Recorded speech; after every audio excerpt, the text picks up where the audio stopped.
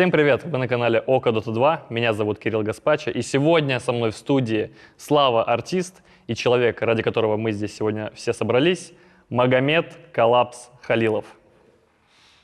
Привет, парни. Привет. Здорово, здорово. Как у вас дела? Все отлично. Блин, у меня ощущение, что мы, знаешь, пришли к психологу, у него такое кресло, понял? А мы как будто клиенты. Сейчас буду вам говорить. Да. Он сидит не в подобающей позе. Психолог обычно Ну должен да, вот он так такой сидеть. серьезный должен быть. Я враждебно настроен. Враждебно? За что? Мы просто решили Ну, то, что вы спросить. пришли к семейному психологу вдвоем, и меня уже настораживает. А может, мы немного. братья? Ну ладно. Ладно, на самом деле я в первый раз в студии с такими красивыми людьми. Вот. И у нас эксклюзивчик. Мага вернулся с отпуска, сразу залетел к нам на студию, рассказать, как у него дела, чем занимался в этот отпуск. Давай, делись. На 2 турнирах тебя не было, долго тебя не видел, я по тебе соскучился. Чем занимался? Стоило это того вообще, чтобы я по тебе скучал? Ты по мне? Да, я по тебе реально скучал, честно. Ну, мы последний раз с тобой виделись в Бирмингеме, Бирмингеме. да. Потом я остался уже тоже в Англии. Ну, поехал в Глазго. Там я был с девушкой, отдыхал. После еще поехал там по городам, увиделся там с ребятами. Опять же, тоже с девушкой был. И в целом вот так я отдыхал до 15 марта. Меня вернули обратно быстренько так. Ты запомнил дату наизусть, да? Я помню, конечно, эти даты. Я всегда вообще улетать не хотел. То есть ты просто с друзьями гулял, с девушкой отдыхал? Да, я отдыхал с ними там по большей части. А потом уже, когда вернулся, я играл там свои игры, которые я хотел пройти. В что играл? Ну, да. Я играл вот в Kingdom Come Deliverance, 2-я часть, потому что мне очень много она попадалась в ТикТоке. Я был в отпуске, я лежу, отдыхаю, смотрю ТикТоки, у меня она постоянно попадается, я такой, блин. У меня с каждым днем все больше и больше было желаний, я уже такой, ладно, приеду, поиграю. Приехал, поиграл, все, прошел ее, потом еще с ребятами также играл. Короче, все это время я был просто с ней, вот все время я и офлайн, и онлайн. Что-нибудь еще делал другое, помимо того, как играл в игры? Ну, типа тренил, может быть. Не, Вообще это забил? я смотрел, короче, еще с ними пацанов и Invincible. Да. Ты все пацанов посмотрел? 5 сезон? Мы каждую, неделю собирались. Там серии выходили, типа, каждую среду, каждую неделю. И мы сидели, смотрели, собирались. Было прикольно, на самом деле. А пока, кстати, вот 2 турнира у тебя не было, ты хотя бы какие-то матчи смотрел спиритов? Смотрел. Смотрел? Смотрел, конечно. И вот ты смотрел со стороны, да? Со стороны, наверное, лучше понять, чего не хватает команде, мне кажется, как зрителю. Коллапса. Нет, в целом меня в этой команде не было такого ощущения, что меня прям там не хватает, потому что я бы вряд ли мог спасти ситуацию, в которой на тот момент находилась команда, как будто там спад, который бывает у всех. И я там параллельно еще общался типа с Дэном, с Илюхой, просто узнавал, типа, что их там не устраивает и все такое, и они там каждому по-своему высказывались. Ну, сам я в игре это тоже уже все замечал, там. Я просто уже мог понять, когда мы еще сидели с ребятами, мы смотрели игры, я мог транслировать, скажем Что так. говорят люди, да? Что говорят они сейчас в команде. Я вот буквально наизусть, да, что они сейчас там говорят. Что вот если не проигрываю драку, какой будет кол следующий? И мы сидим, смотрим, я говорю, сейчас не заколят, типа, пойти там пофармить. И то же самое происходит. Вот они идут и фармят, 3 минуты. Их по карте там ловят, все убивают, и такой, ладно. А как тебе Батюк? Я не смотрел прям все игры на Валахе, я смотрел по большей части, который до этого, до Валахи был турнир, я не помню какой, они играли. Такое, но они там, где проиграли, Геймер Легионом, я вот это смотрел. Но в целом я могу сказать так, что Батюк хорошо сыграл, он побольше, в каких-то играх он реально тащил именно на себе. На бетике. Да, Денечка, Илюху, Фила и Никитоса. Всех подряд. Всех подряд он тащил. Он на бетике тащил, мне Димас еще рассказывал, что он на Тимбере прям жестко там разносил всех. Но у меня, я не знаю, я не чувствовал прям какой-то зависти какой-то или что-то такое, никаких таких прям не было чувств. Я типа смотрел и думал, выиграют и выиграют, не выиграют, не выиграют. То есть не было ощущения, что вот они выиграют без тебя? Я такой, да блин, да что ж такое? Да не, на самом деле я бы рад И был. наоборот рад. Да. Это классно. Это был реально, вот для меня это был бы хайп, потому что я только подумал, вот это реально. Без меня могут. Вау. Так это Это круто. А если... Нет, было бы еще хуже, если бы я вернулся, и мы сейчас начнем сосать. Если бы они тогда выиграли. Вот это было бы же звоночек. Блин, да, это звоночек. Кстати, вот хочу вернуться к теме свободного времени. Вот у тебя отпуски бывают, да? И вот чем ты еще занимаешься, помимо того, как смотришь сериалы и играешь? Если бы у меня было больше свободного времени, если мы берем промежуток, конкретно этот промежуток, который у меня был, месяц, там я успел только слетать туда-сюда увидеться, потому что я еще заранее планировал именно этот отпуск провести месяц. А так, если бы я брал отпуск на длительное время, там, на полгода, условно, я бы занялся гораздо большими вещами, чем бы я хотел заняться. Там, пошел бы в зал заново. Ну, конечно. Конечно, это база. Это как ты вернулся зимой. Да. У меня была история, я лечу из Питера в Белград, и я его встречаю в самолете, или не из Питера, откуда я летел, короче, в Белград, и его встречаю в самолете. Он вот так вот выходит, вот так вот. А я увидел его 4 месяца назад, он вот так вот выходит, вот так вот, здорово. Мы же в Белград прилетели, Да, вместе. И тогда еще сфоткал это, да?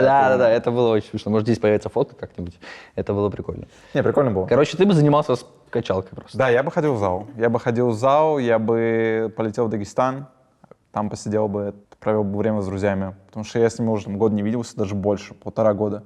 Давно я просто не летел туда. Если бы у меня реально было больше времени, я проводил его вне вообще, типа, компьютера. Больше игровое. Кстати говоря про качалку, Димас Корбан, помнишь, запрещал тебе тренить перед турнирами, потому что у тебя пальцы забиваются, не можешь нормально нажимать кнопки. Как ты вообще на это отреагировал? Ты расстроился или тебе без разницы? Ну, поначалу, когда я именно ходил тогда в зал, когда я не хотел еще терять форму, я, типа, отнесся к этому так, что хочется. И как бы чувствуется такое, что... Но это не в этом дело. Но Димас где-то все же был прав, потому что я тогда еще не знал, короче, меру, сколько мне нужно именно сделать, сколько я хочу сделать и сколько мне можно сделать. Потому что вот реально мы тогда пришли с Димасом. Димас там типа, что-то сделал, так, легонечко. лайтово. А я там просто до посинения, вот, 1,5 часа, как обычно, типа, я занимаюсь. Он такой, понятное дело, у него реакция будет такая на следующий день, когда мы проиграли. Там 0,2 или сколько-то. Подожди, сейчас он разрешил тебе ходить в качалку, как я знаю? Сейчас он не разрешил, но просто у меня нет... Тебе просто впаду. Нет, у меня впаду, плюс у меня нет чела, с которым я могу ходить. Одному ходить в качалку — это дурдом. С тобой? Да. Базар? Базар. Все. Спасибо. Око объединяет. Не, если что, вот одному реально ходить — это дурдом. Вот и ты не можешь между типа подходами там с кем-то поговорить, пообщаться. Но тебя еще страховать должны же, по идее. Да, тебя никто не страхует, ты не можешь там какой-то вес, сверх своего веса типа сделать, потому что тебя просто придавит. Ты чуть переборщишь, у тебя сил не останется, ты просто вот так... В целом можно как бы взять наушники, слушать музыку между подходами и просить здоровых мужиков постраховать тебя. Не, я просто в Дагестане, когда был, я просто привык к этой компании ребят, с которыми я ходил. Там, вот тогда это было прям лютый плюс вайп. Я вот именно к этому стремлюсь. Потому что я уже увидел, как может быть близко к идеальному, и уже не могу от него отвыкнуть. Говоря про другие какие-то увлечения твои, что тебе еще нравится помимо зальчика, игр, сериальчиков? Может быть, фигурки какие-то коллекционировать? Да, в целом нет. Мне просто нравится там не то что коллекционировать, а просто покупать всякую такую прикольную всячину, я бы сказал.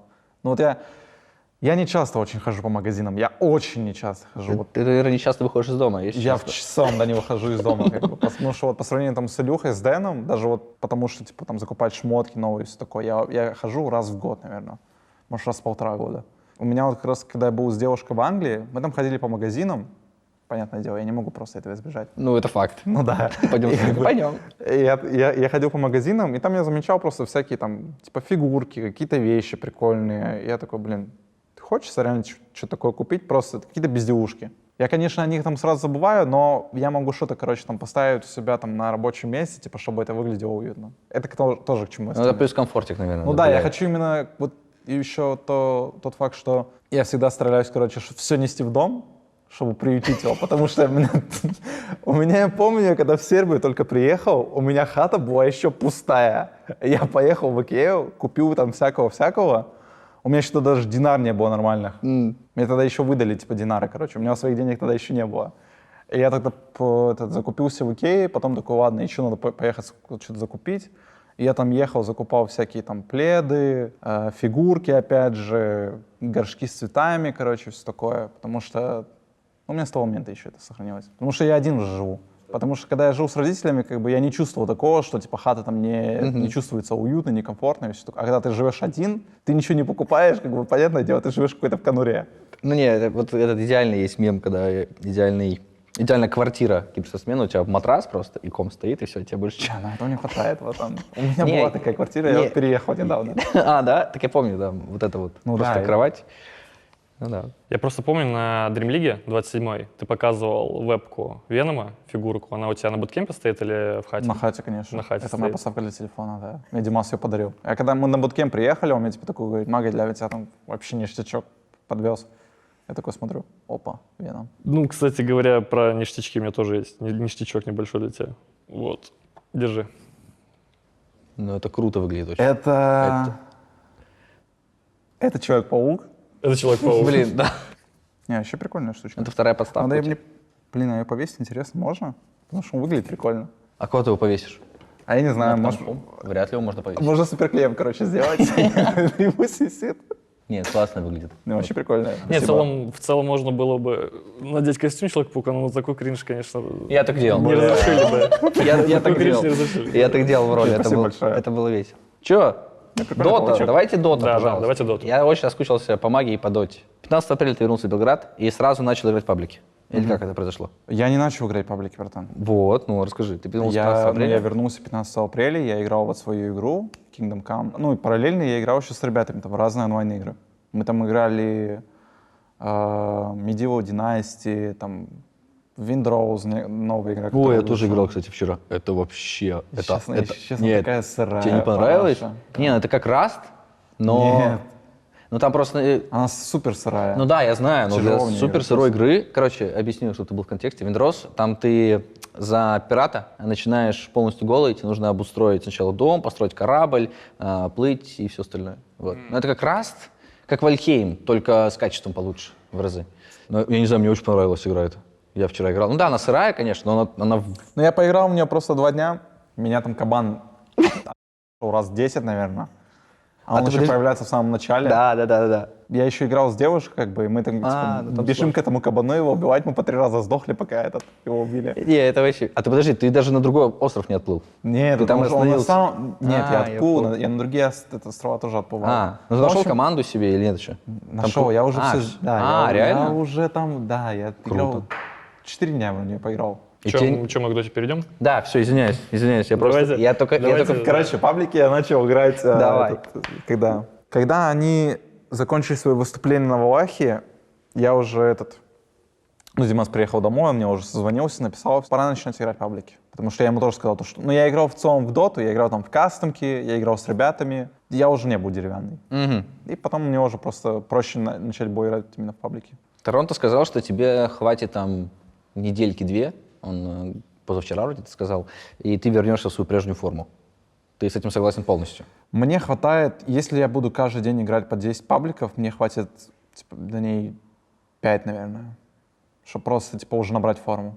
Это получается только у тебя так, или ты думаешь, так у всех? Я не игроков? знаю, но Мне кажется, ты просто больше талантливый в каком-то аспекте или нет? но я считал это больше дефолтом каким-то. Потому что, ну, это реально, ты просто много играешь, и как бы ты с каждым днем ты все больше и больше типа, лучше понимаешь.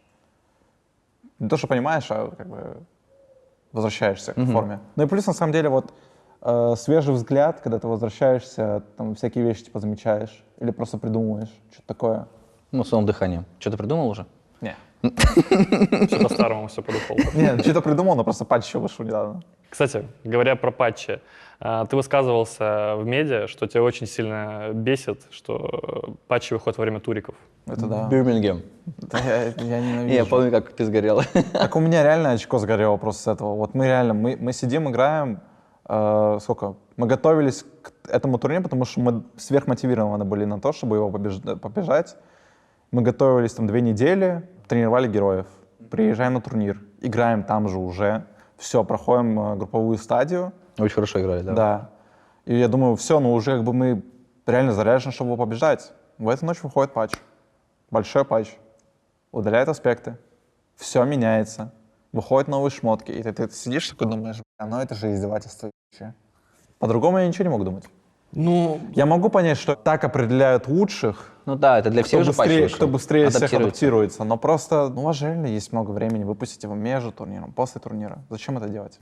А еще была мотивация победить ESL, потому что мы ESL не выигрывали еще, правильно же понимаю? Ну да. Что-то какие-то такие Мы разговоры. выигрывали Риад, но я не считаю прям Риад, что это типа ESL. У него нет названия. там. ESL было 2-е место против Парижа. Да, я знаю, мы просто, я помню, Диман загонял тему, что очень хочется выиграть ESL хотя Ну бы да, один. у нас нет трофея Да, ESL. а ESL трофея нет вот этого. И Blast. Так нет, есть другая цель. Выиграть 10 по Валахии. Пока Валахия. Кстати, я не поехал на одну Валахию, вот на последнюю, и они поменяли отель, сделали отель, который у вас был на Инте. Прикинь? Че, реально? Да. И Руся сказал, что было все идеально. Может, реально, может, дальше лучше будет? Не, сейчас ты поедешь со мной на Валахию, и мы вернемся туда же, где и были, в тот же отель. Это было круто. На первом этаже. Про патчи понятно все, в принципе. Хочется узнать, на самом деле, сейчас про твою форму, про Dream League на носу. Насколько ты к ней готов? Готов ли ты к ней вообще? В какой ты сейчас форме? Сколько тебе до прайма нужно? До потолка твоего? Мне нужно 2-3 дня, чтобы просто еще наиграть как можно больше, ну, сыграть как можно больше игр. Мы сейчас будем еще играть КВшки. Как можно больше игр там сыграть, не считая КВшек, ну и КВшки тоже. Я думаю, в принципе, к началу турнира я буду именно готов. А потом уже по ходу турнира я буду разгоняться. Я думаю. Я надеюсь. А какие-то новые герои появляются в твоей... Блин, в целом вообще нет. Сейчас Вообще просто нет, все всё. фикс здесь сейчас. Поэтому особо героев новых не будет в реале. Отойдем от Dream League. Возьмем только то, что ты выиграл 2 Риады, 2 Инта. Ты чувствуешь, что ты близок к потолку или все еще можешь расти очень сильно? В плане индивидуалки. У меня еще есть куда расти. Всегда будет, там, есть куда расти. Не бывает такого, что все, вот ты достиг пика, типа ты достиг предела, потому что ну, конкретно в соревновательной сцене, мне кажется, это невозможно. Типа всегда будут люди, которые будут там стараться себя догнать, быть лучше, чем ты. И поэтому как бы я тоже не хочу отставать. Я не прям сейчас, чтобы тоже топовый игрок, что я там выше всех. Ну, ты стремишься к этому. Да. Ну, это славно. Ну, чтобы быть лучше, тебя сейчас что мотивирует больше всего? Эмоции какие-то? Все еще любовь к игре или трофеи? Я думаю, больше эмоций и именно... Я просто именно хочу получить эмоции от того, что вот я действительно очень хорошо сыграл, что я выиграл какой-то турнир. И конкретно мотивация к тому, что вот получить эти эмоции, меня и мотивирует. Как бы. Я бы так сказал. Если уходить еще сильнее в эмоции, я вот заметил такую тему, что у нас в Доте вообще полный мертвяк с эмоциями на про-сцене. Ну, допустим, типа выиграли турик, подняли кубок и все. То есть никто-то не прыгает, не орет, не пляшет. Вот ты, наверное, замечал, что в КСе после каждого раунда типа друг друга орут, есть какая-то динамика, какой-то даже конфликт может быть. В Доте вот, я помню, ты на ряде вставал, заводил толпу, там, показывал, типа, я вас не слышу. Вот, Ваня Пюр что-то подобное делает, а остальные так. Ну, выиграли, пофиг. Там есть несколько факторов, скажем так, определяющих. Если это команда, которая уже выигрывает несколько турниров подряд, то, понятное дело, там у них не будет прям таких эмоций. И плюс, если это будет еще студийный именно лан, не лан со зрителями. Потому что, мне кажется, от студийного лана, даже если ты выигрываешь его, у тебя не будет таких эмоций, которые ты получишь от победы на лане со зрителями. Потому что тебя зрители по-любому будут заряжать энергией. И в этом-то проблема, то, что сейчас не так много именно ланов со зрителями. Последние все турниры, которые были, это, кроме Бирмингема, это студийные ланы. У тебя нет зрителей. Мне еще кажется, Дота и КС очень сильно отличается, потому что в КС у тебя раунд кончается, ты можешь покричать и все остальное, а в Доте нет такой возможности, тебе надо всегда быть в фокусе. Вот, Да, и ты не можешь это просто тоже- встать, это- поорать и все остальное. Это тоже правда. Да. То Ты есть, встанешь только после победы. ну вот. Как и я. Просто когда ты встаешь во время игры, Как помнишь, 23 Savage. 23 На Отпустил. на этом же ряде. отпустил руки от клавиатуры просто. Встал, побежал, начал угорать. И все, как бы игра там А там за ему трон ломает на груди просто. Ну вот и все. Давай поговорим еще про вашу командную форму сейчас. Она не сказал бы, что на подъеме, не сказал бы, Спад. что... Ну, вот сейчас, наверное, уже вряд ли спад, прям спад. Сейчас уже... Посмотрим. Ну, вот. Я хотел уточнить, ты пришел в команду, ты увидел со стороны все, у тебя новый взгляд, свежий взгляд. Что ты привнес, что ты увидел, что ты заметил? Может, ты делал какие-то замечания, общался с тиммейтами о чем-то?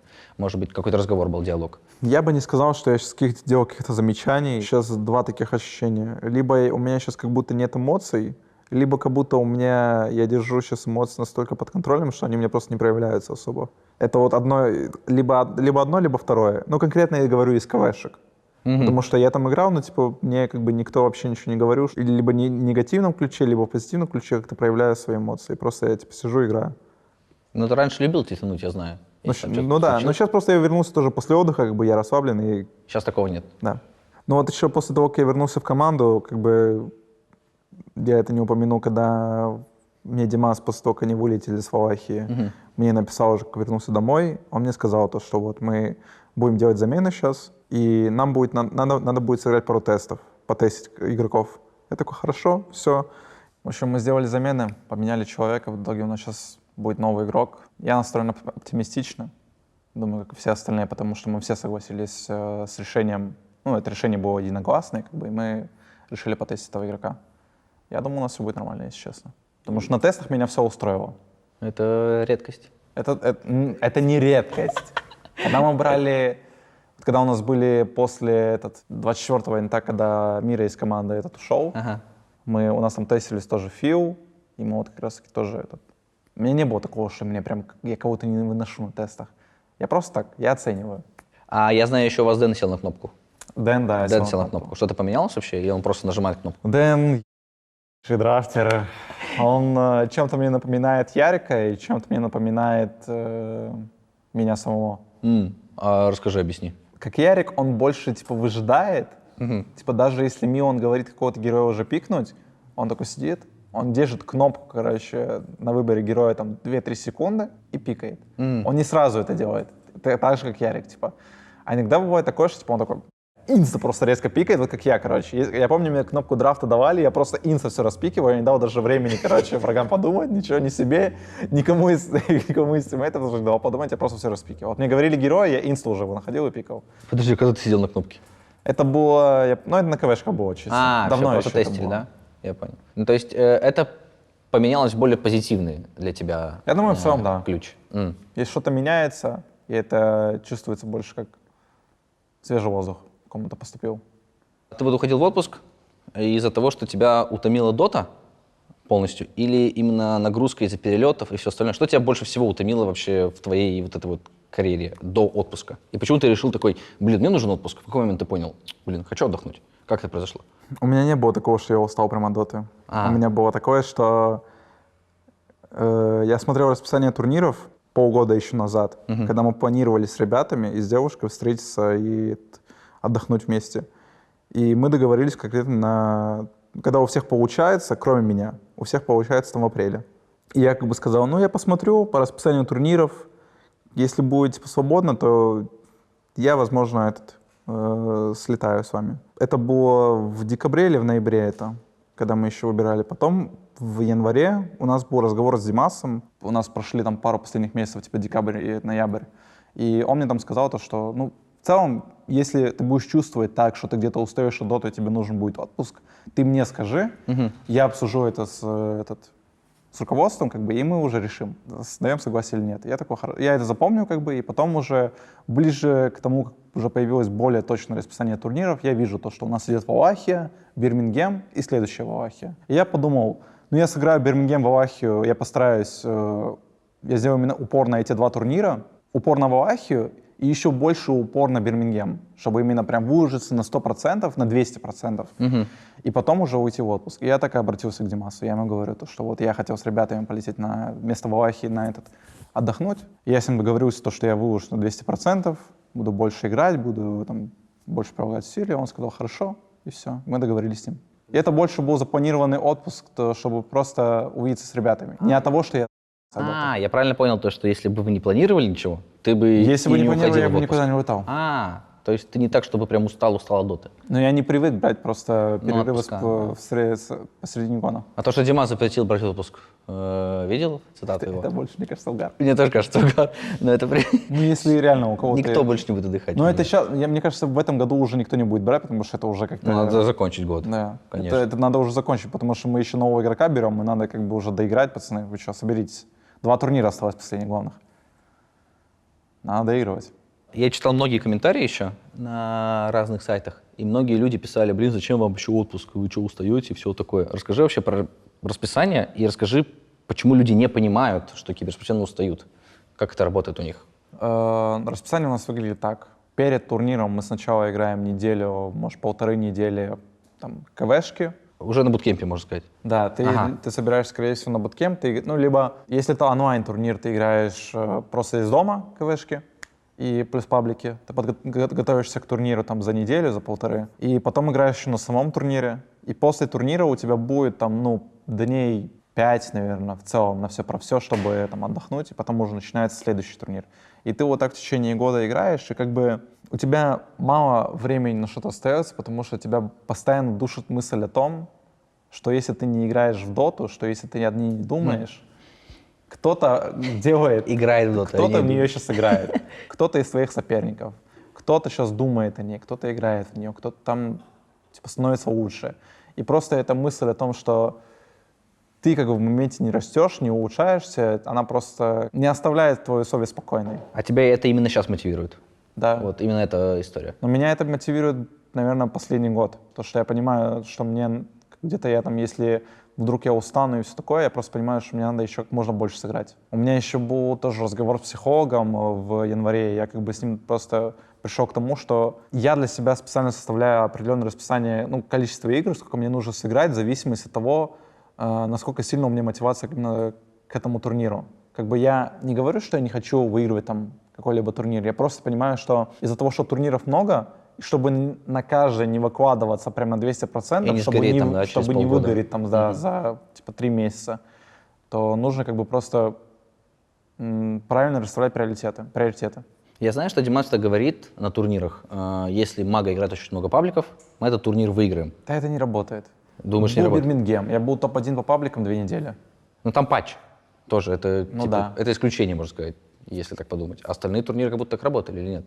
Я просто хочу тебя спросить, почему именно как будто впадлу играть паблики на турнире? Почему? Что ты чувствуешь в этот момент? Просто Еще проблема такая, что вот если у тебя, короче, проходит еще либо КВшки, либо официалки какой-то день, и ты в этот день еще хочешь сыграть паблики, у тебя просто иногда... Ты можешь проиграть там официалку, и после этого ты будешь в тильте, условно, и ты не захочешь играть паблики. И тебе надо через силу играть, потому что, ну, чтобы, скажем так, возродить это желание. Если ты играешь КВшки, там, условно, ты сыграл 4 КВшки, но ты мог сыграть там 6 пабликов, потому что они тоже долгое время занимают, из-за того, что противники ставят паузы, это драфт, это все как бы, и просто это больше времени занимает, и у тебя не получается там прям очень много сыграть. Мне нравятся дни, когда у тебя просто нет ни КВшек, ни официалок, и ты можешь спокойно просто играть доту с утра до вечера, и тебе вообще без разницы, как бы, твое время ничего не занимает. Ну и плюс еще такое, что вот это все расписание, вот даже сейчас у меня последнюю неделю были каждый день КВшки, у меня буквально вот 2 дня, там, вчера, позавчера и сегодня, ну, считай 3. 3 дня были плюс-минус такие выходные, я там столько всего сделал. Я в каком-то веке загрузил по полной стиральную машину просто и все постирал. Я пошел там, я не знаю, мусор выкинул, сходил в магазин, у меня столько времени появилось, это вообще жесть. Потому что я буквально 2 дня не играл в доту. Я хочу вернуться к тому, что после поражения на официалке тебе сложно начать играть паблик, потому что ты в тильте.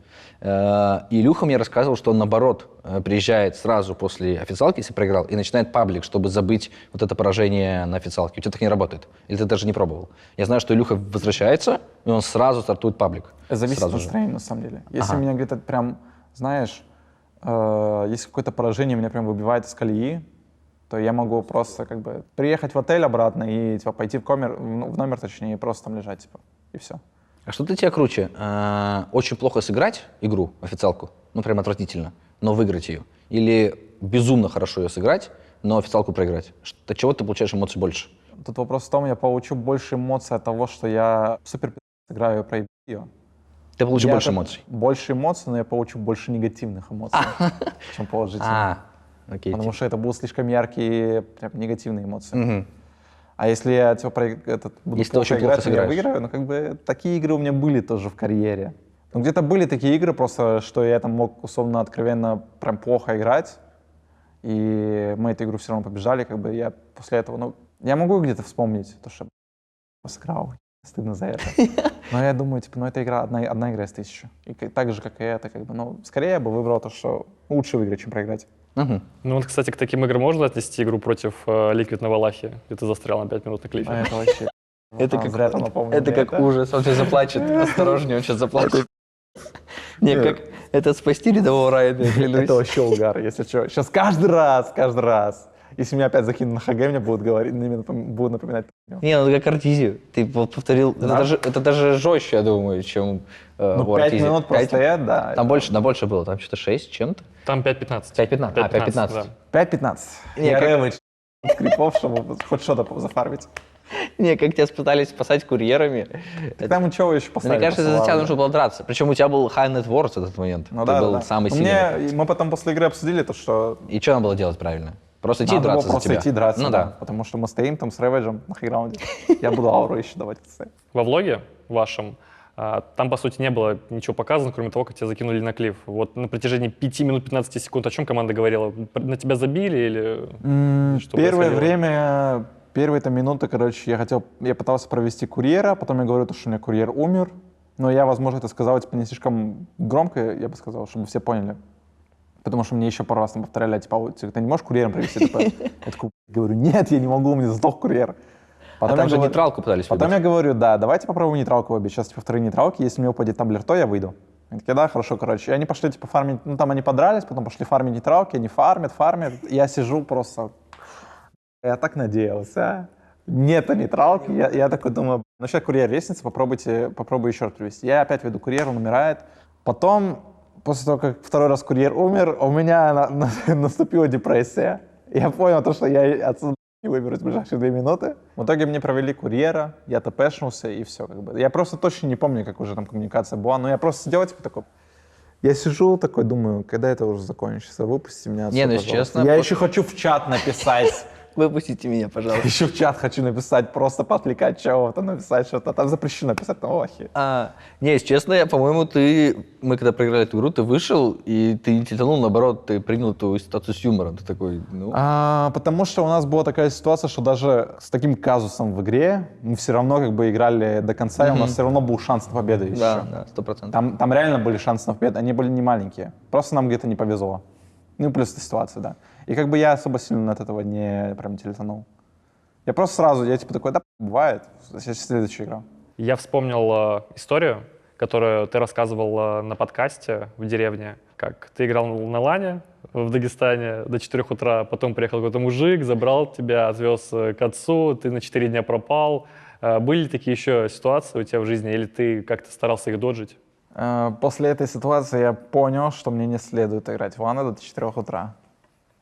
Как минимум до 12. Подожди, ты пропал на 4 дня, а что ты делал 4 дня? Короче, Тебя закрыли просто? это было так, что мы играем лан, там 2 часа ночи, мне мама пишет, я типа не отвечаю. Но я первое время отвечал, я говорю, ну сейчас уже доиграем, сейчас доиграем. Мне пишут, я такой, уже все, как бы, я уже перестал отвечать, думаю, ну блин, ладно.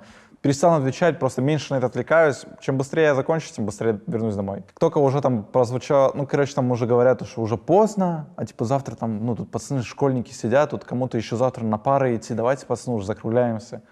Все-таки хорошо сказали, завтра еще доиграем. Мы, типа, выходим, там стоит мужик, меня увозит, короче, я еду к пахану в Буюр, там приезжаю, все.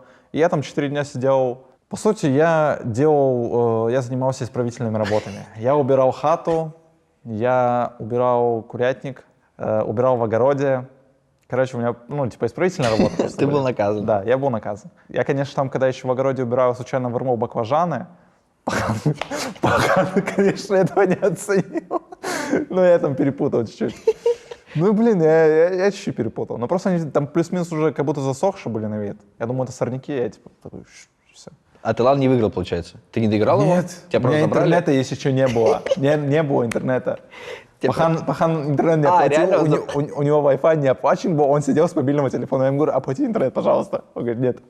И таких ситуаций больше не было. Ты такой, все, ребят. После этого я вернулся, я смотрю, мне там уже 1000 людей написало, то, что где ты? Я уже говорю, то, что меня там не было. Они говорят, ну, мы ладно, еще без тебя. Что, ну. У меня еще была одна ситуация. Только она не связана с тем, что я там, ну, типа, там пересидел прям на лане. У меня было так, что это было вроде после экзаменов, там в 9 классе вроде как. Такие, типа, неудовлетворительные результаты были.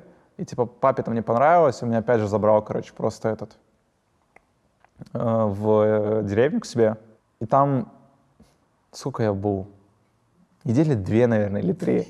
Без интернета? С интернетом уже, слава богу. Там уже был интернет, как бы, я туда просто приехал, но я там тоже, я типа просто хату убирал, занимался также исправительными работами, там в огороде работал, курятник там убирал, кормил там кого-то еще, и в целом вот так. В целом ничего такого не было интересного прям, но там просто была еще такая ситуация, что там анонсировали опять же еще один лан-турнир, и он был типа в это время, которое я был как бы, ну, на исправительных работах. Я там За 2 недели до этого я узнал про него, короче. Я говорю ребятам, типа, зарегайте меня тоже по-братски. Я попрошу еще паханул говорить. Первую неделю я попытался, не получилось. Мне послали. Я такой, ну ладно, нельзя отчаиваться, у меня еще 2 недели впереди. Я потом еще раз попросил. Я думаю, уже 2-ю неделю тоже я прошу, короче, меня опять типа, не отпускают, мне говорят, ты там вообще давай, типа, работать дальше, потом учиться пойдешь, все, типа, я такой, блядь. В общем, короче, наступает последняя неделя.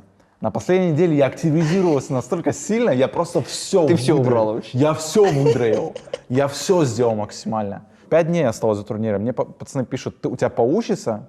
Я говорю, ну сейчас я уже пробую, я пытаюсь, как бы, ну, пахан не уговаривается никак. Я уже не знаю просто, с какой стороны зайти, просто как уговорить этого человека. У него даже в хорошее настроение, он не поддается, он не поддается. Нет, иди. Он до конца стоит на своем. У меня пахан просто упрям в этом плане. Какой-то из моментов, короче, я вот там за день уже до турнира буквально, ночью, я тебе пахану подхожу, говорю, пап, я уже как бы все уже тут убрал, я уже реально все сделал. Я уже новый дом построил тебе, я все усвоил. Я убрал твою хату. Я вот 2 недели я тут убираюсь, 2 недели я тут все этот в огороде там занимаюсь, там курятники и все такое. Я все уже сделал, я во всем слушаюсь, как бы. Можно, пожалуйста, я поеду, поиграю с ребятами. Я им пообещал, я уже зарегался на турнир, мы деньги отдали, я могу выиграть, ну, нормальные деньги. Потом я отдам все равно все вам. Он такой, нет. Я думаю, я такой разбитый пошел спать. Подожди, а у тебя не было идеи сбежать из дома? Или это у меня была идея, клянусь тебе, говорю. Или это слишком жестко, если бы тебя поймали? У меня была идея. Я думаю, если я сбегу, меня но я буду доволен тем, что я сыграю. Ну, я поиграю в доту. Получается, на следующий день уже начинается этот турнир. Я ночью пошел спать, просыпаюсь, потом, короче, в 5 утра меня пахан будет и говорит, что, короче, ну, я типа всю ночь сидел, думал, что-то мне говорил. Я как бы вижу то, что ты стараешься, и типа, мы там поговорили просто, и как бы он мне сказал, через, сколько это было, 5:40 вроде это было утром, он говорит, через 20 минут там, короче, маршрутка будет, собирайся, короче, езжай. Я просто мигом из кровати, я лег в час ночи, 4 часа поспал, как огурчик просто встал, полетел на остановку.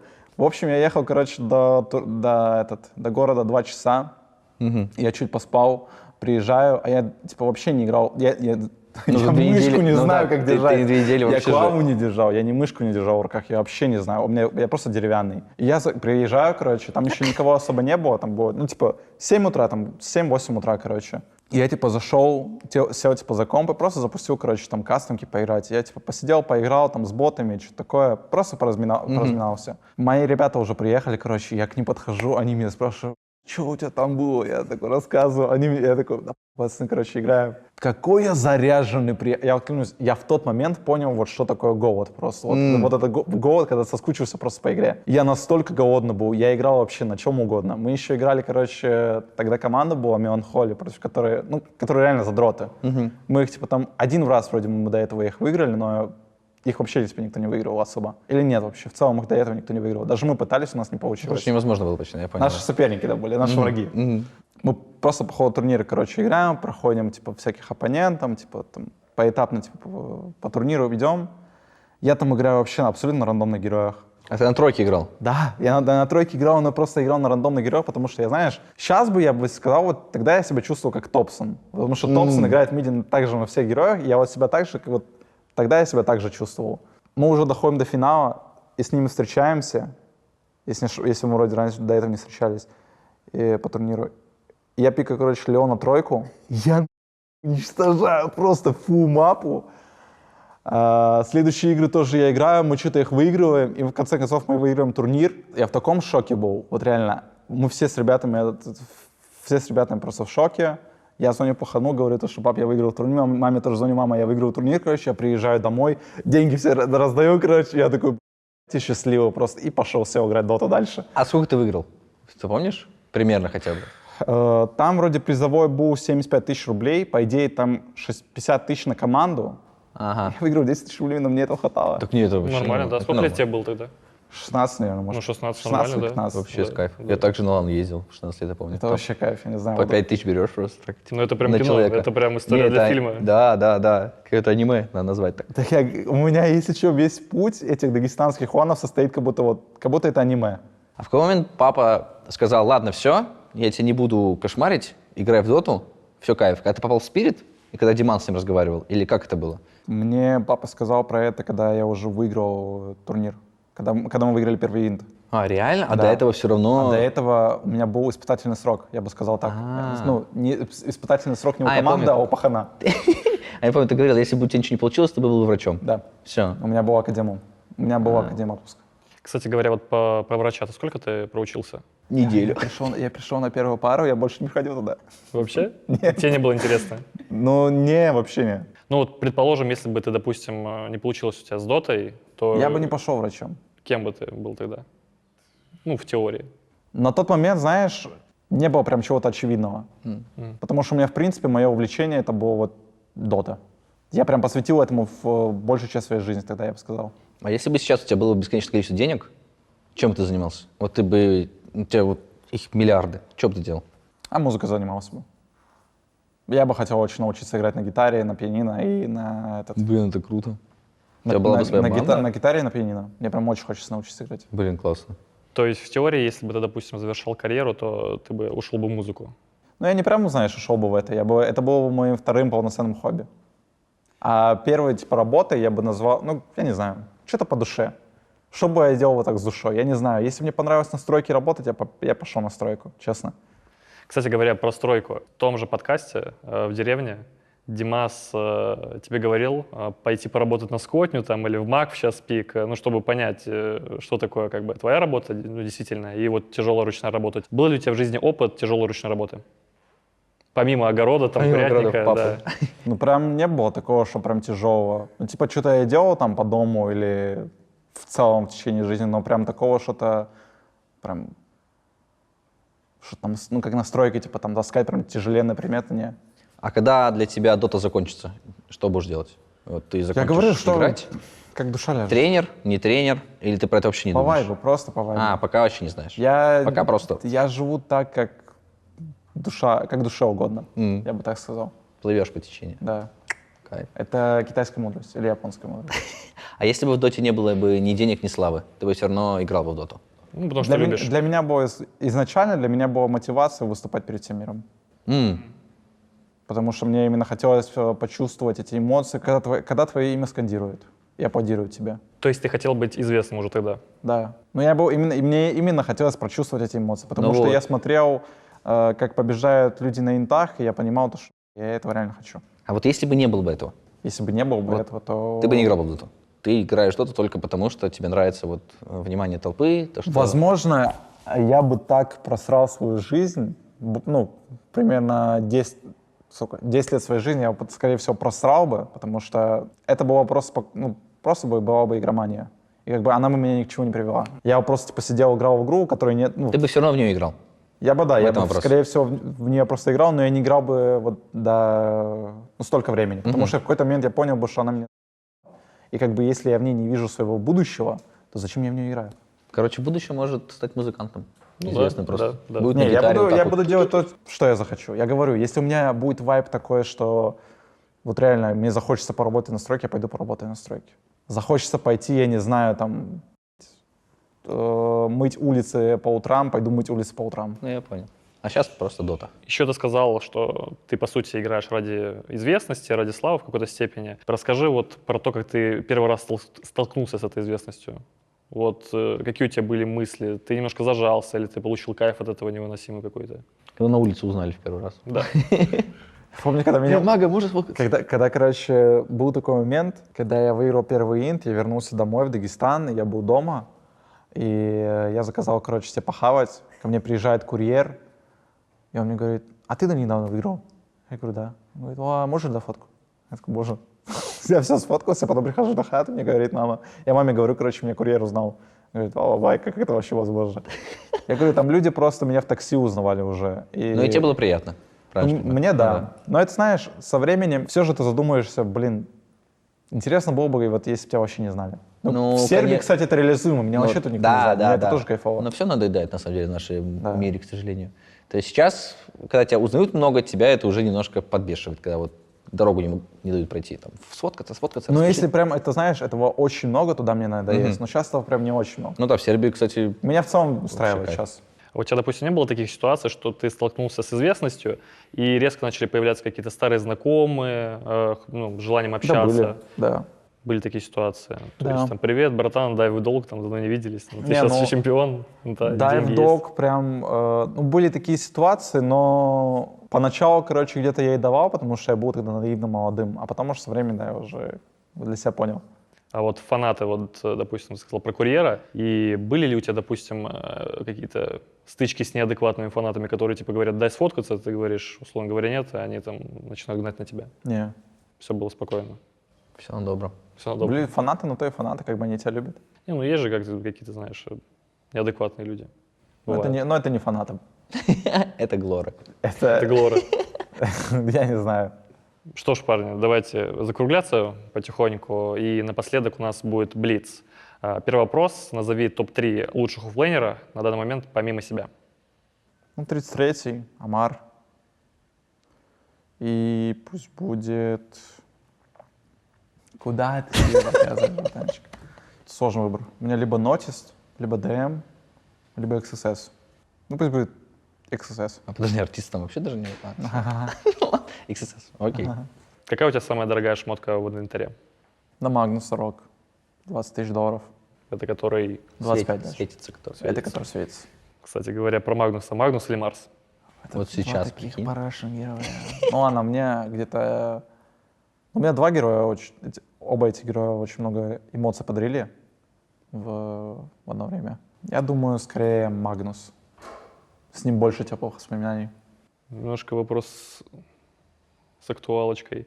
Шторы или махачкалинка? Махачкалинка, это же вот когда у меня до этого была она. Да, так, вот недавно. ты всегда прическа вот так, А, вот это, с челкой, Да, да, шапочкой да. такая. Ну, я Но это вайбово выйдет было. разделим на 2 сезона. Есть летний сезон, это шторки. Есть зимний сезон, это махачкалинка. Потому что? Тепло. Да, когда тепло, я не могу просто махачкалинку носить. У меня просто лоб потный слишком бывает. А когда зимой, то нормально. И последний вопрос. Кто выиграет тебя в этом году? Мы. Да? Я себя не буду считать. Чего, я не знаю. Не. Если ты говоришь себя, ты не Не, проверишь. прикинь, потом эдит будет какой. Ты скажешь, Да. Team Spirit, там наклейка как-то. Кто выиграет тебя коллапсы? Сигма. И да? вы такие TikTok, поднимаете. Edit. А? Ради Эдитика скажите Team Spirit. Я думаю, Team Spirit. Победит тот, кто пожертвует всем и будет достоин этого. Сильно. Красиво. Сильно сказано. Красиво. Я доволен. И напоследок, дай какой-нибудь совет нашим зрителям, с которым ты идешь по жизни. Все, что не случается, все к лучшему. Друзья, на этом у нас все. Вам спасибо большое за просмотр. Ставьте ваши лайки, подписывайтесь на канал. Совсем скоро с вами увидимся. Пока-пока. Thank you.